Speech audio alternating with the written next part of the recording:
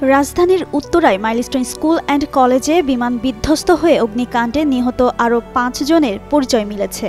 এর মধ্যে ৩ জন শিশু শিক্ষার্থী আর ২ জন অভিভাবক রয়েছেন।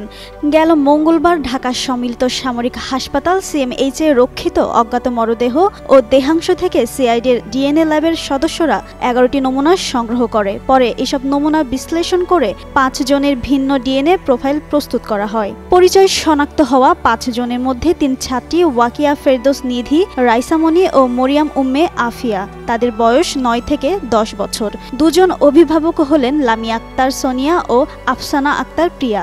সিআইডির ফরেনসিক বিভাগ জানায় যে ২ জন অভিভাবকের লাশ শনাক্ত হয়েছে। তাদের মধ্যে একজনের শরীর পুড়ে ৬ টুকরো হয়ে যায়, আরেকজনের শরীরে পোড়া ২টি টুকরো ছিল।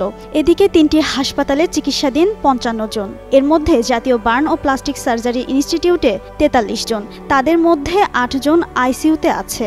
সিএমএইচে ১১ ও শহীদ মনসুর আলী মেডিকেল কলেজ হাসপাতালে ১ জন চিকিৎসাধীন। এছাড়া লুবনা জেনারেল অ্যান্ড কার্ডিয়াক সেন্টারে অজ্ঞাত একজনের লাশ রয়েছে।